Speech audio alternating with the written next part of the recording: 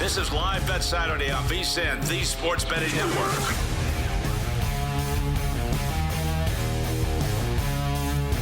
All right, welcome in. It is Live Bet Saturday. I am Jonathan Von Tobel, live from Bar Canada, the D, and in places unknown, never know. It is Will Hill with a freshly shaved dome. What's up, buddy? JVT, what's going on? A lot going on today. NFL draft, baseball, NBA playoffs, NHL playoffs, fun time of the year. So, boy, this is a reminder with these NBA games, Memphis and OKC, Heat, Cavs. We don't need a best of 7, some of these series, but a lot to discuss. Yep, we will get to all of it. OKC up 30-29 with 2 minutes left to go in the first. But we do have a trio of baseball games set to get started here in the next 5 minutes. We have a hockey playoff game set for puck drop in the next 10 minutes. So let's hit on these really quickly. 3 games set to start at about 1:05 p.m. Let's start with the best first 5 team in baseball. Well, the Chicago Cubs are getting, they are about minus 105 underdog, depending on where you look. Ben Brown gets the start. He opposes Jesus Luzardo, who is off to a fantastic start on the year. Right now, near pick'em price for these two. As I mentioned, if you go to VSiN.com and check it out, Chicago 18-6-3 in terms of the first 5 money line, the most profitable first 5 team in Major League Baseball. Does that entice you or anything else with a big series in the National League here? No, if anything, it would be Phillies, but I just don't love the way they're swinging the bats right now, and you start to wonder, look, it's narrative-y, and it's a small sample, all of that. It's still cold. But you just kind of wonder if this team has missed their window. Trey Turner has not given them much. Nola hasn't been good. The Mets just made a big statement in that series this week. So Phillies haven't looked good. Meanwhile, the Cubs have been impressive. And not just 17-10, an impressive 17-10 against a really good schedule. That's a really good offense. I don't love Brown. I like Luzardo. I thought Luzardo under 4.5 hits might be a good play. If anything, let's see, taking a half a run in the first 5. If that juice is reasonable, that might be a way to go. That's where I'm going with another play here. But I'll call it under 4.5 hits for Luzardo. I think is the best play here. All right, the play that I'll have here, we can sweat out in the early going. You call me crazy, but can you explain to me why with Robbie Ray on the hill, San Francisco is now a $1.42 favorite against Texas? Taking about 30 cents of action to the Giants' way, too. I understand that Texas's bullpen is all beat up and they have not really hit, but I'm with you. I like taking, and people are expecting regression with Maui here, which I understand, but Maui's been really good. I'll lay the $1.45 and take a half a run in the first 5 innings. I'm with you. This is overpriced. Texas has used a lot of guys the last couple nights, so who knows who's available at the end of the game. It's not going to be their primary guy, so keep that in mind, especially from a live betting perspective. But I'll take the run. I'll take the half a run here with Texas, and I think you got the right idea taking the plus money here with Texas. Yeah, Rob, Molly and the Rangers first 5 for me, also the play. Here's the thing. You could expect regression for Molly. Numbers would really tell you that that's not coming. A 0.6 ERA, but a 250 fielding independent at this point right now, which gives us an indication that he's pitching pretty well. Look, the walks are pretty high, but he hasn't really had any issues when it comes to home runs. He's striking out guys at a pretty decent rate, the rate that he has been pretty much throughout his entire career. And on the flip side, you talk about regression to the mean. You could make the argument Robbie Ray's getting away with murder. He's got an ERA of 4, but the fielding independence at like 5.86. So when you look at this from the perspective of the Rangers, I think that this is a play that is very much worth looking at in that first 5. So we'll ride together. You went plus the half run, and I will go Texas Rangers money line plus 110. In that first 5. The other one, just a note here right now, price tag for an interleague matchup that we are going to get started here. There was that one, the American League matchup, I should say. Chicago White Sox and the Sacramento Athletics. Springs is getting the start. They're about a $2.30 or 40-cent favorite. Total 9.5 or 9, depending on where you look. We have not seen these games fly over the total in this most recent homestand for the Athletics. You're going to continue to ride this year. What do you make of the total between these two?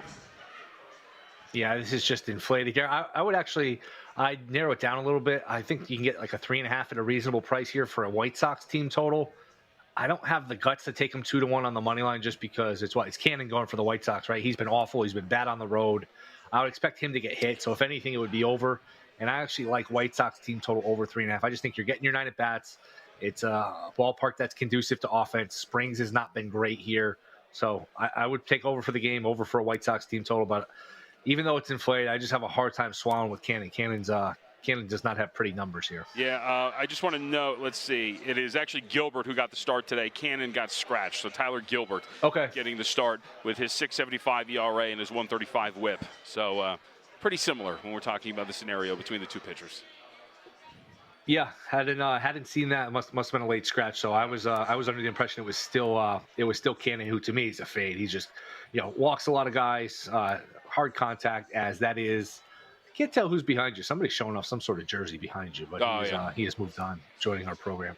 But no play for me other than the White Sox team total over. I do think them getting 4+ runs is a good way to go. All right, with that, we do have a hockey game set to get started in the next 10 minutes. The Vegas Golden Knights, a disappointing start to the series so far against the Minnesota Wild. It looked like maybe, and you talked to a lot of people, and in the regular season series, Will, this was a series in which they had played extremely well, had swept it from Minnesota, but they lose 2 straight after winning the opener now.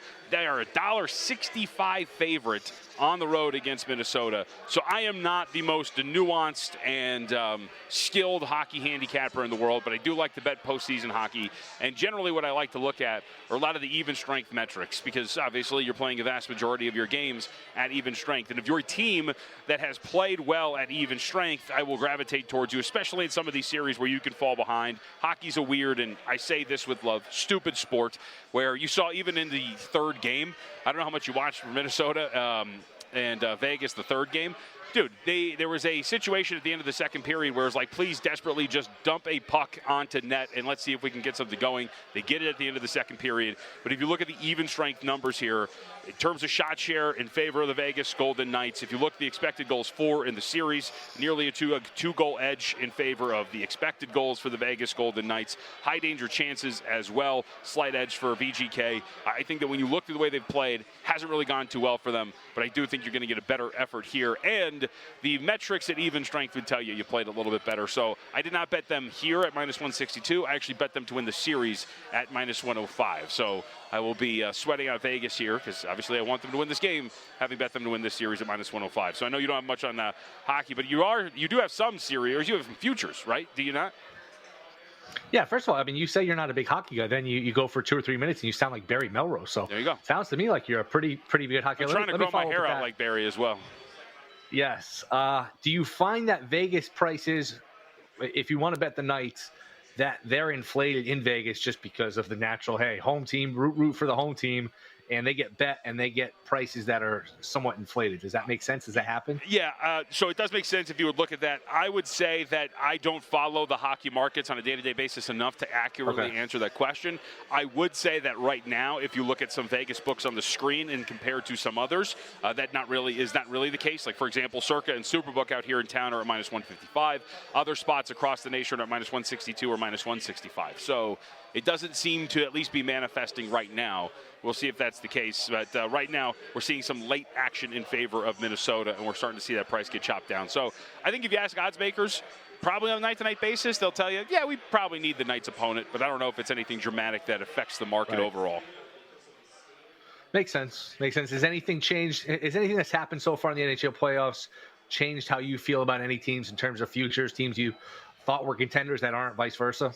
Not entirely. I will say this. So again, I don't have the most confidence when it comes to my hockey handicapping, but one of the things that had stuck out to me was the series we're going to see a little bit later today, which is Stars and Avalanche. And again, much smarter people than I were singing the praises of Colorado, and it's only game 4, so we'll see what happens. You can tie this up and move on.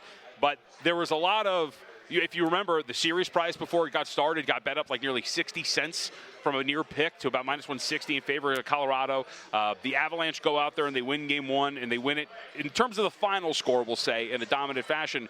But this goes back to what I like to talk about, or what I like to look at in the series, which was if you actually looked at game 1 for this series, at even strength, Colorado and Dallas weren't too far apart from each other when you looked at shot share and things like that. And so from that perspective, in terms of what surprised me, I was surprised about the dismissal of Dallas, and yet here we are. They have won 2 straight games against the Avalanche, and the market is pretty strong on Colorado to even the series. They're $1.85 favored, but that has surprised me because when I looked at it in my process, I was like, I don't know. Like, I feel like the Stars might be a little live here, but I'm clearly missing something as somebody who doesn't watch it day to day, and it seems like right now maybe I was onto something as they are up 2-1 in the series. Is this the year for the Maple Leafs? Sure.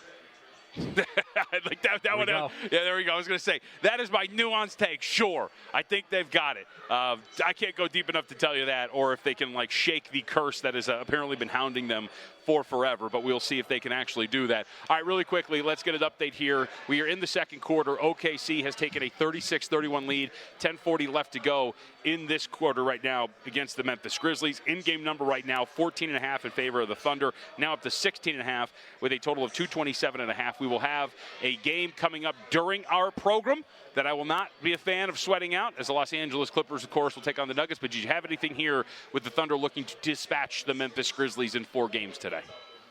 I didn't. I have the series sweep that I gave out live bet Sunday last week after game 1, so I'm just rooting for my sweep.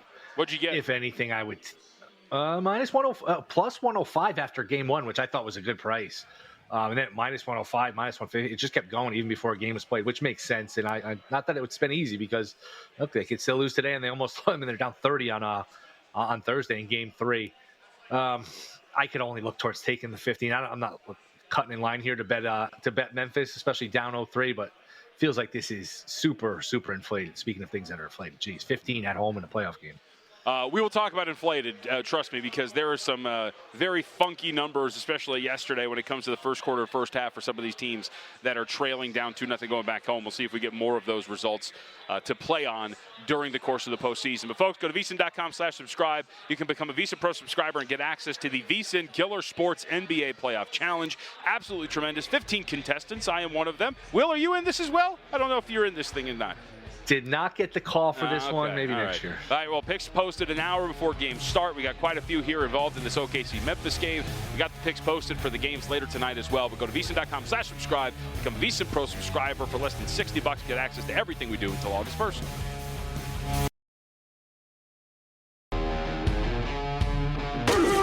This is Live Bet Saturday on VSiN, the Sports Betting Network.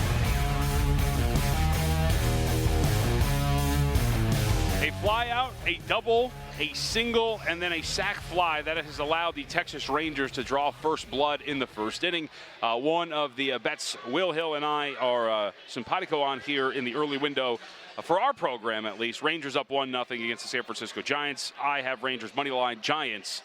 Will has plus the half run there as well. So we'll keep our eye on this. We're monitoring everything going on in the world of sports, as we usually do here on a Saturday. Right now, tie game between the Thunder and the Grizzlies, 41-all in that one, and we are underway between VGK and Minnesota.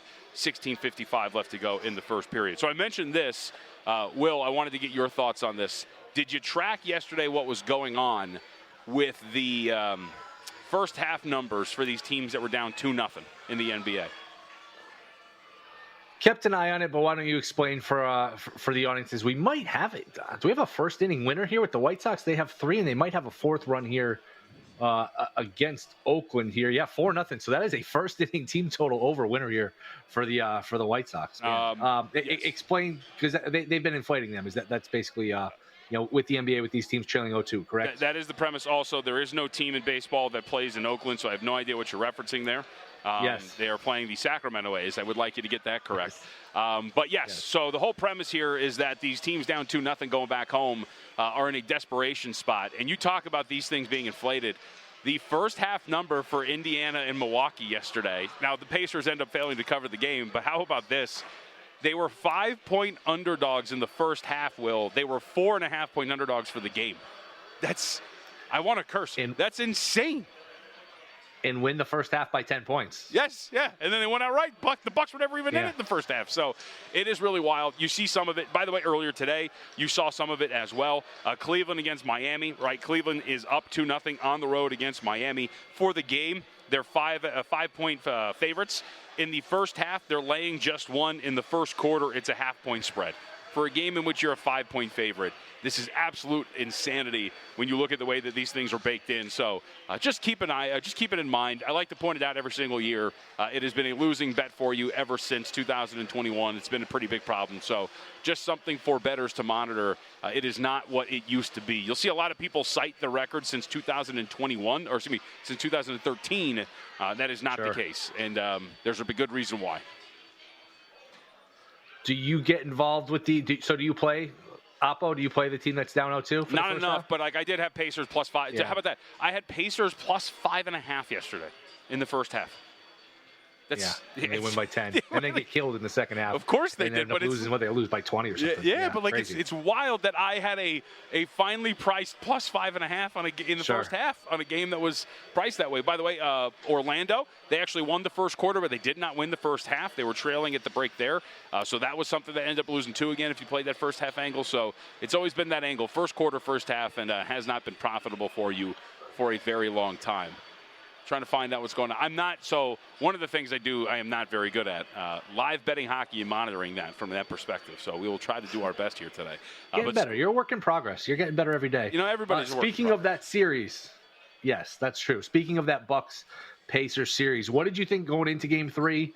How do you feel? Do you think the Bucks have life? Because I bet Bucks series price. I actually took a shot on Bucks in 6 at 11-1 just because I thought that, what the hell. They got to win 4 in a row, but 3 or 4 in Milwaukee. I thought people were a little too quick to pour dirt on Milwaukee, considering Lillard was back, considering Indy doesn't have a great answer for Giannis. I know that the first 2 games were blowouts, but I could see this being a situation where 2-2 heading back to Indy. Where do you stand with this series? I still think that it would be Indiana for me to win this series, because here's the problem. You look back at yesterday, and again, Damian Lillard was not good yesterday. What happened was Gary Trent Jr. went absolutely nuclear. He scores 37 points on 11 of 16 shooting, hits 9 3-point attempts. That is a performance which is an outlier. If you look at the overall box score, just 2 other players scored in double figures. It was A.J. Green with 12 and Bobby Portis with 10. That's not something. And they really, they cut down on the. The former Lakeite Prince. They really cut down on his minutes. He was killing them defensively. He's got a lot of holes as a player. It's a spot for Indy to attack. They really cut down on his minutes. So maybe Milwaukee's found a solution. Might be strong, but I think they have life in the series. I think they're going to win Game 4. I think it's 2-2, and then you know what? You put yourself in a situation where I know you got to win one on the road, but you have Giannis. You still have the best player on the floor, best player in the series.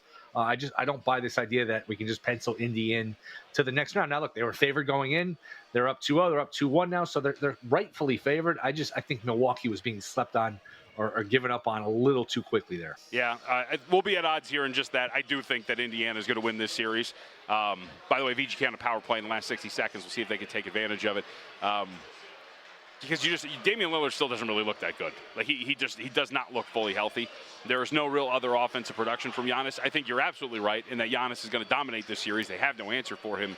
But the Bucks also have no clear defenders on the perimeter for the backcourt strength that the Indiana Pacers have. There is nobody to defend Tyrese Haliburton. There is nobody to defend Nembhard and these other guys, Benedict Mathurin, and I think that is going to be the problem. By the way, even though this has been the odd thing, by the way, power play goal for the Vegas Golden Knights, so they're going to take a 1-0 lead here in the first period. So kudos there, and I think we have just over the first 5 goal, but right now we at least have a goal in the first period, 1-0 VGK. Give you an update here momentarily on the money line. But to the point of what we're talking about here, you know who else has not had an answer for somebody? Pascal Siakam has ripped this Bucks team in every game in the regular season, and again the other day he was 12 and 19. Like they don't have an answer for him at all, and that's not going anywhere either. So it should be a good series, though. It should be a really fun series. Could be a long one, but I would give the Pacers the edge with, of course, Game 7 potentially happening in Indiana should it get to that point. Do you think we get to a Game 7? I still lean toward no. But we'll see. The perimeter defense really bothers me for this team, so we will see if that actually. I'm not sure Indy's getting one in Milwaukee, though. They might. I mean, look, they were up 12 in the second half yesterday, so it's not like that final score is a little misleading because Indy was, right there for a lot of the game, in control for a lot of the game. But I just feel like Milwaukee's going to win their home games, and if you put it in a one-game situation where Giannis can take over, and I would expect Lillard to play a little better because when he missed time, it's not like it was a basketball-related injury. He was coming back from a calf or a show, whatever. It was a blood clot, and you figure he stayed in pretty good shape. And, he just didn't shoot the ball yesterday. You figure at some point the rust is going to come off. He's going to start making some of these shots. That trade just in general, though, from a big picture standpoint, that trade is not giving them what they expected it to give them. There's bigger questions if that series ends with Indy and 5, 6, 7. What happens with Giannis next year? I don't know that these trades are as easy to execute as they have been in the past, but Big picture, I don't think Milwaukee's like some title contender. I just think they've been written off a little bit too quickly here. Minus 350 moneyline price for VGK, which is up at the break right now. 12:45 left to go in the first period. They lead 1-0. Total right now 6.5, shaded to the under at minus 130. So good start for the Vegas Golden Knights. Good start for me, who does have them to win this series prior to this game getting started. And we are still tied. OKC and Memphis, 45-45, 5:12 left to go. What do you make of this, if anything? OKC, of course, looking to close this thing out. They are still 11.5-point favorites, and in fact, they are now trailing 50-48. So we're going to get a little 5-point run here from Memphis to take a lead. They are 10.5-point favorites with a total of 227.5. Something or nothing, and are we looking in-game on a cheap price for the Oklahoma City Thunder? Nothing. I don't love. One of my least favorite betting scenarios is a 3-0 series betting game 4, because I've seen it go both ways. I've seen the team down 3-0, pack it in, and 1-2-3 Cancun, and I've seen the team that up 3-0 take their foot off the gas and say, what's the difference? Whether we win 4, 5, this series is over. So I don't love getting involved in these. I wouldn't be surprised if you got a kind of half-hearted performance from OKC. Sure. Not that I'm cutting in line again to take Memphis here. I thought the 15 was crazy. What is I'll pull it up now. What's the live line? Probably 8.5, 9.5, something like that. Yeah, like I said, 12.5 right now with a total of 230.5. Okay. They're up 51-50 right now. I would take the points. That still looks a little high to me. I know that OKC can hit them with one of these runs, but I don't know. Wouldn't you take the 12.5 here, or is that? I think so. Here's the thing, though. This is an injured Memphis team as well. This clearly looks like a Thunder squad that woke up and was like, okay, we'll give this the good old college try today. At some point, you would expect, I think, that OKC is going to wake up and go, guys, we don't need to play one more. Especially, we'll get into this preview coming up in a little bit. Especially with what is waiting for you on the other side. Because it is either the Clippers or the Nuggets that you have to face there in the Western Conference semifinals. Oh, stop! We know who they're facing. Don't give me the either or. Okay. Don't give me the coach speak. We know who's advancing. There's one superior team in this matchup. Those are two. The Nuggets. Those are two very good teams that you could potentially face in the next round. It is a team with either the best player in the world, Nikola Jokic, or a team that has won 22 of 25 games or whatever it is now for the Clippers, with arguably the best playoff performer when he's healthy in Kawhi Leonard. I think you want to end this if you're OKC. You don't want to stretch this out one more game. No, I would agree with that. It's just, do you agree, though, sometimes these 3-0 game 4 is a little wonky? Oh, dude, it's not similar to a preseason game entirely, but it is one of those what are you going to get type of things, especially when you have kicked the rear end of your opposition as hard as you have. Right. If you're Oklahoma City, which is definitely what they have done. And, I might agree with the sentiment of being a superior team in one of the series. We'll talk about that on the other side as we are getting closer to Clippers and Nuggets getting started in about an hour and a half. This is Live Bet Saturday on VSiN, the Sports Betting Network. Vegas Golden Knights give up a goal, and it is now a tied game, 1-1 right now. Due to just another lazy turnover on their end of the ice. This is something that has kind of plagued them throughout this series. Just another lazy turnover behind the net. Minnesota takes advantage, puts it in front of the net, and of course, the Knights pay. So 1-1 right now here in the first period. You're over your first period total. We have a tie game with 9:17 left to go in the first period. This has been, I think, the narrative of the series so far for VGK, Will, which has been the fact that they have had these lazy plays, turnovers on their own end, behind the net. Aiden Hill was guilty of it in the last game. We see it again here, so small problem for Vegas. Maybe they wake up, maybe they don't. It's also worth pointing out, and this was something that I had hit on a little bit throughout the regular season with this team, doing a little local work and just barely covering them to an extent. I want to get this number exact for you. Vegas was 29-9-3 when they were playing at home this season. They were just 21-13-7 away from home. They were playing not particularly great hockey away from home. It's been a little bit of an issue for them throughout the season, and we'll see if that persists, but not a great moment for VGK at this point right now in a tied matchup. Current numbers in game, if you so choose. Wild. About $1.25 underdog, so plus 125, minus 155 coming back on the Golden Knights if you want to lay it with them. Total 6.5 still, but heavily shaded to the over at minus 185. You got your eye all over this. I was just going to ask you, 2 goals, 12 minutes in here? Is the 6.5 cheap, even though you have to lay some juice, or is that properly priced? That's $1.85 actually seems a little high because remember too, one of the VGK goal 160 at DraftKings. Okay, but the VGK goal did come courtesy of a power play, not on even strength. So it's not like these two teams are like really figuring each other out. I would still not be running to bet it, and as we're looking right now, starting to dip a little bit, like you said, $1.60 I think seems a little bit more fair. The $1.85 I'm looking at seems pretty strong at this point right now. All right, so 1-1, 7:30 left to go in the first period in game 4 of the series between the Wild and the Vegas Golden Knights. Hockey gets a little wacky though, man. Even if the Wild take a 3-1 series lead here today, we've seen some crazier things happen in hockey. But we will see if that's the case. All right, other games that are currently underway before we get to some previews here. OKC barely up 53-52. 2:16 left to go in the second. I don't know about you, Will. I would like a Grizzlies lead at the break of some magnitude, and they are going to take the lead right now, 55-53. I'd look for a cheap second half number on OKC here.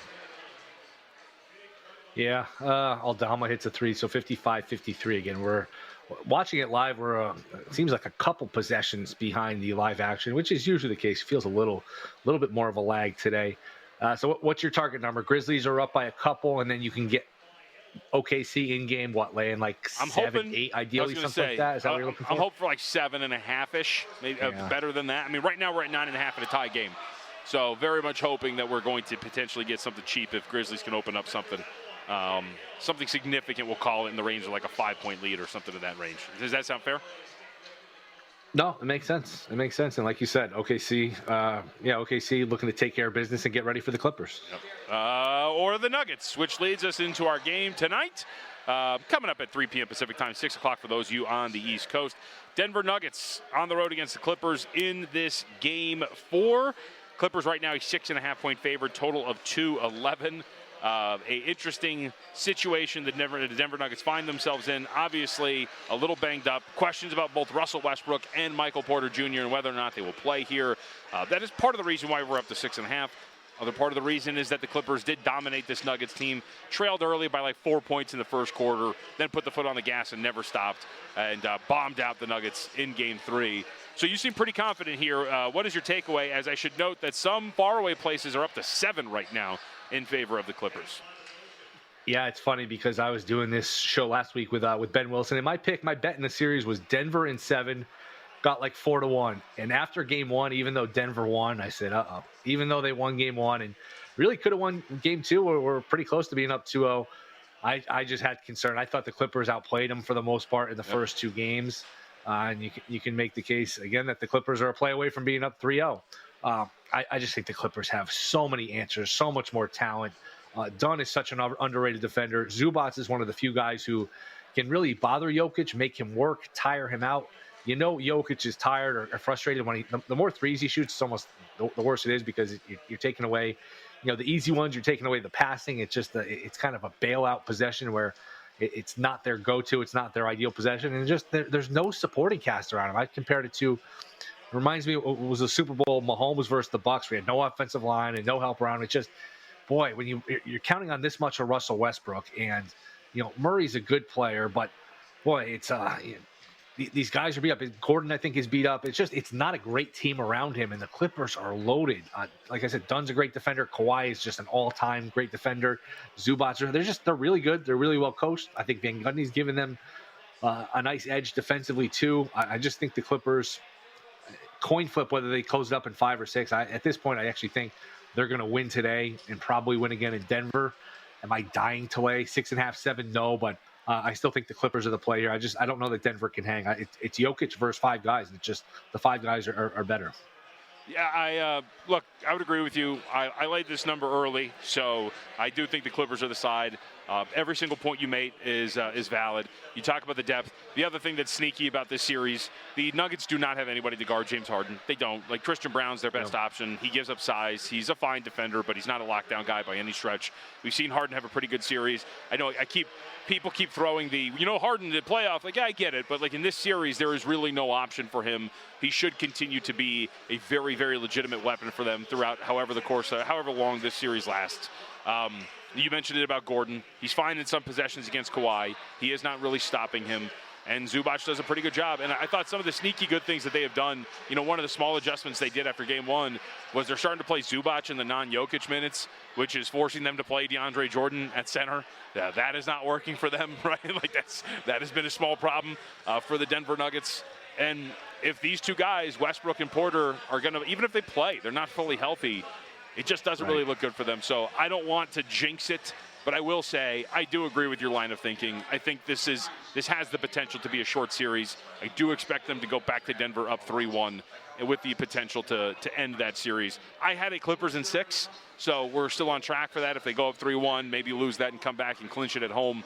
Because that's the other part, Will. They played very well at home. They finally get their own building, and they've got like a quiet home court advantage, and that has really worked out for them. We saw that here. So very much on the side with you here. Did you end up playing this? I'm sorry. If you played it yesterday. Okay. All right. Yeah, so you and I are on the same bed. Do a little sports talk radio for just a minute. If this ends in 5-6, whatever for Denver, similar to Milwaukee, what's the plan for Denver going forward? Because this feels like, I know it's just 2 short years ago they won a title, but it feels like this roster has really gotten stale around Jokic, similar to how it's gotten stale around Giannis in Milwaukee. Yeah. Well, I mean, I think they have let it, though, too, right? I mean, this is why you fire Booth. Yeah. This is why you get rid of Malone. When you look at the way that they have constructed this roster, they've allowed certain guys to walk, although Kentavious Caldwell-Pope's been a nightmare for the Orlando Magic. The way that they have let this championship roster kind of deteriorate and say, hey, it's got to be our young guys. We got to make sure that these guys are going to play well, and they haven't been particularly great. That's a little bit on them. So I think the strategy is just start to get some depth and maybe be willing to spend a little bit more money and get into those aprons and whatnot, because that was one of the reasons why they didn't want to sign Kentavious Caldwell-Pope. But we'll see. Dude, they have Jokic. Like, they're going to be great regardless. And any single game, they're going to be going to be a force in this series and moving forward. Yeah, it's hard when you win championships, too. It's hard when you're good every year because you're picking in the 28, 29, 30 or whatever, and unless you hit some, not even homers, but some singles or doubles at the end of the draft, it's just you end up with fringe rotation players, and it's hard to replenish your talent base. The role players either leave or want more money. It's that aspect of it is hard in the NBA. Oh yeah, absolutely. A couple of notes here for the Series 2. We'll have some more in terms of player props, but after going under in the first 2 rounds of the series for his point total prop, Norm Powell has started to show up here. The sneaky guy that has been great. Don't think he has scored or logged minutes in the first game, if I remember correctly. I think he missed it. But Nick Batum in the last 2 games has been absolutely brilliant. That has really helped them with their depth. And as we have discussed, Harden has had a very good series so far, but has spread it out. In terms of scoring, it's not really there. The last 2 games, he has gone under his point total prop, but in terms of points, rebounds, and assists, and what he's been able to contribute to, Harden has done a brilliant job so far in this series. Derby Day almost here, folks. Why not make your first bet your best bet? With First Bet, you can wager on Churchill Downs, Belmont Park, and tracks around the world, all from your phone. Go to firstbet.com, #1stbet.com, and enter promo code VEASAN200 for a $200 sign-up bonus. Don't miss out. Bet smarter on the Derby with firstbet.com. Any baseball updates? How we looking, Will? Switched over to the basketball and the hockey, so you will find out when we get back. That's what they call a tease in the business, Jim. That is what we call a tease, or that I surprised you with something that you were not ready for, and thus leading to what was a brilliant tease. Who can really say? Who can really say? I think you're a baseball guy. I will say, top of the third, you and I are both sweating out this Rangers first 5. They are still up 1-0, top of the third inning against the San Francisco Giants, and we are scoreless still out in Chicago between the Phillies and the Cubs. We continue to monitor those and more here on Live Bet Saturday.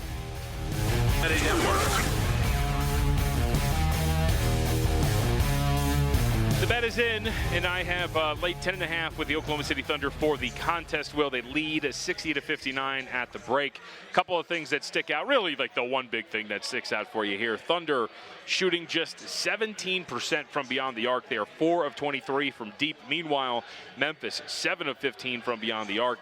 A big statistical mismatch there that you would assume regresses to the mean at some point for this group.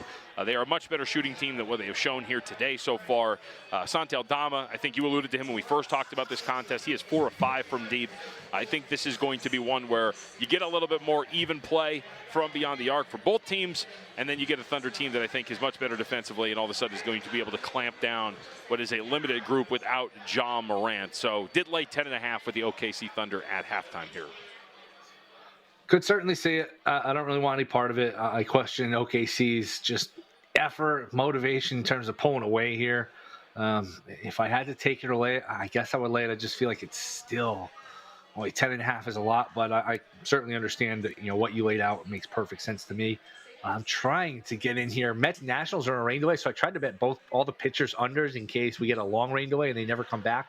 But everything is frozen at DraftKings. But if you do have a book with stuff up, you know what? You might get a free one. You might get one where they have a 2-hour rain delay, come back, it's new pitchers, and all of a sudden you got a couple free winners. So that's an angle to look for sometimes. If you can anticipate the rain and you hit it in the sweet spot, those pitcher unders can be very profitable, and that's one where you do parlay it because it's correlated, because it's all based on the rain and in the length of the delay. So I've gotten winners like that before, where you time it with the rain, or you prep, or you find out who's in a matchup where the weather's an issue, and you play accordingly. All right. I was trying to find it, but nothing is up right now, so we'll see if we can get something there. Really quickly, we are at the first intermission. Golden Knights and Wild tied at 1 apiece. Minus 155 in favor of the Golden Knights on the money line. Plus 125 coming back. We talked about the total, Will. Good thing you didn't jump in. Well, if you did, sucks. But if you didn't, good thing. We talked about the over minus 185, over 6.5. We are now under minus 130. So if you think this game can go over that number, then now it's a much cheaper price for you here. But again, one of these two goals on a power play, not generated at even strength. The other via a turnover on the own end for VGK. Don't think that this is one where we're going to see some really great offense. I think we're actually still going to be similar to the first game between these two, which is a little bit more lower scoring. So very much lean toward under, but we'll need the Knights to get their heads out of their collective rear ends. That's something I would prefer, having bet them to win this series. Yeah, and an update, Texas, San Francisco. Texas up 1-0, top of the third, and they just have runners on first and second. They attempted double steal. They threw the guy out at second, but it's being challenged, and it looks like the challenge is going to lose, and the challenge is going to win, and we're going to have second and third for Texas with 1 out and a 1-0 lead. So Texas first 5 plus a half a run for me. I think you have Texas first 5 money line, so a base hit here would go a long way towards getting that Texas first 5 home, assuming we can get this challenge upheld here and get the runner on second as well as the runner on third here with just 1 out for the Rangers. Will, I'm glad you can watch it because I can't. I know. What are we doing here? How about the Clippers? 6-0 White Sox too. White Sox all over Springs. How about the Clippers game the other day being blacked out, and these NBA playoff games being blacked out? Insane. I don't understand. NFL's got it right. Yeah. NFL's got it right. You can watch their sport. Their product is on. They start with games Thursday, Sunday afternoon, Sunday late afternoon, Sunday night, Monday night. They got games on. They flood the market with their product. Baseball can learn from it. Basketball can learn from it to some extent. Baseball's really bad with it, where just people want to watch your sport. People are home. Betting's a big thing now. People want stuff to watch during the day. If you build it, they will come. If you put it on TV, people will watch it. It's hard when you make people go out of their way, or even worse, impossible to watch your sport. All right, I think I get that reference. That was Waterworld. What reference? There wasn't a reference. If you build it, they will come. Oh, maybe, yeah. No, I think it was. I'm just kidding. It was Field of Dreams. Okay. Both starring Kevin Costner. That was the joke. Yeah, you see? Yeah. There's layers to this, buddy. There's layers to this. All right? I'm a big Waterworld guy, but I've never seen Field of Dreams. But they do that bomb. Didn't Waterworld bombs, right? We'll have to double check on that one. We'll check there. We'll come didn't back. Field of Dreams bomb? I don't know. I'm with you. A little overrated. I love baseball movies. A little corny, a little overrated. Well, are they still doing the summer game? They still do it in the cornfields? Yeah, but they move it around. It's at a different place every year. It used to be Iowa with that bandbox. Then remember last year they played, I think, like one of the Negro League fields. So it moves around, but they do have. I don't know that they call it the Field of Dreams anymore, but they do move it around in the summer. But I don't know. Did you never see it, or you agree it's overrated? I've never seen it. I couldn't tell you anything about it. The only baseball movie that I know is Sandlot. And that's all I can tell you. Very good movie. No Major League? No, I've never seen Major League. I like to include. Oh, man. I like to include with some seriousness. One of my top sports movies is Mr. 3000 with Bernie Mac. That is a very, very good one. I have not seen that one. You should check it out, actually. It's actually really good. Okay. It's very solid. If you watch Major League, I'll watch Mr. 3000. How did you not? I'm shocked you haven't seen Major League. Major League is hilarious. Major League is an all-time I'll take your classic. word for it. Take your word for it. All right, top of the third inning. Terrible. Runners on second and third with one out for the Texas Rangers. I'm watching via the Score app, but Will has his eyes on it, so we will see that. We are sweating that out together. A first five play of 2-0. some range. Yes, we'll take it, baby. Sack fly. We're on the board again. You know, it's interesting. Watching the market's reaction. What do you think the market was betting here? Again, we're not clear by any stretch, but I do think it was a little mispriced. I wonder what the support was. Do you think it was just an anti-Molly thing? Bullpen usage for Texas. I know they used a lot of their primary relievers Friday and then against Thursday and then again Friday. That's a really kind of a niche handicap to move that much. 30 cents of line movement for bullpen potential usage is a little much. I would agree. I think it's the horse left the barn, something left somewhere. Yes. I like that. Yes, something left somewhere. All right, we head to the bottom of the third inning. You've had your eye on this one. White Sox 6, Athletics nothing. Cannon is now in the game, so Gilbert opened. Cannon is in now, and I believe he's probably. I would assume that Gilbert's the opener, and you're going to put Cannon out there for a couple of innings. Do we look to go grab maybe a couple of runs here with the Athletics? Maybe not ask them to win, but do you take like 4.5 shaded to that side at -120? I could see it. That would be it. If anything, to take the 4.5. But that's the nice thing about these team totals, especially the overs. Cash won 6-7 batters into the game or whatever. That's a nice one. But if I had to take it or lay it, I guess I would take it. What do we have for a live total here? Live total right now, 12.5 shaded over -130, and the numbers I'm referencing over at BetMGM. Yeah, it's about right. How about you? You like anything? My initial thought would just be take 4.5. I haven't had my eyes on this. I'll put this up right now because you want to see a little bit of it. But you mentioned it. If Cannon's going to pitch at length here for a little bit, that is at least a guy that I'd be willing to go against to try to get inside of a number. Not ask the Athletics to win, but I mean we're talking 4.81 ERA, 5.45 fielding independent for Cannon so far through this portion of the year. If you look at some of the StatCast numbers in terms of the contact that he has given up, ton of hard contact allowed for Cannon as well. Most lineups should be able to do some damage here. The question would just be, does the A's pitching hold on to allow you to stay inside of that number? But would think that the Athletics have the bats to do some damage here against Cannon if he is going to be the guy for a few innings. Yep, makes sense. Certainly makes sense. Still scoreless, Philly Cubs. Big picture with those two teams. What's more real? Cubs, prowess here, or the Phillies' concerns? Or are they both real? I feel like you can say that there's some legitimacy for both, right? I mean, given the way, I think what we know about these, I think the Cubs, especially coming into the year, there were a lot of people that liked this Cubs team in the NL Central, and there's a lot to like about them when you're talking about both rotation and from a lineup standpoint. I think there's something there. Now, the rate at which they're doing this, we talked about this before this game started. For those who don't know, the Cubs are the best first five team in Major League Baseball right now. If you're talking about it from a betting standpoint, you go to vsin.com, check out the first five analyzer. 18-6-3 in the first five. And by the way, that includes the 2 losses in Tokyo. So in reality, since they've come back stateside, they're 18-4-3 in the first five so far. That's been absolutely unreal. Yeah, it's a good one. Yeah, and again, tough schedule, good lineup. That's a division. I know people are high on the Reds. That's a division that it looks like the Cubs probably a fairly safe bet to win that division. National League's really good. The National League compared to the American League, man, the American League, it's going to be hard to get to 6 playoff teams. The National League, you're going to have some really good teams on the outside looking in, especially if Atlanta gets it together, which it looks like they are starting to do. Yes, we talked about Atlanta, and they are starting to turn things around. But like you said, a lot of bodies to climb over in a big series this weekend against the Arizona Diamondbacks. Braves took the first one 8-2 there. Folks, we have a lot going on. Check out the VSiN Watch app. If you're out and about, I use it every single day to listen to the shows when I'm driving around. We have the listening option. You can just fire it up, put in your pro subscription, boom, and you can drive around, do whatever you want. Also, you can search by clips, sports, all sorts of things, and you can check out our programming, including, if you're watching up at vsin.com right now or YouTube TV, change that image. There's only Stormy in that Money Moves image. What's going on here? I'm demanding that I be part of this. I'll be joining Stormy starting on Monday on Money Moves. But go to the VSiN Watch app. Check it out now. It is available in the Apple app or Google Play Store. Thank you very much. I appreciate it. I don't know who I'm thanking, but just go ahead and download it. Will's fired up. Hey, he's going to be part of the primetime rotation, too. We'll come back, continue to update what's going on. Do the Phillies have a shot here in the fourth?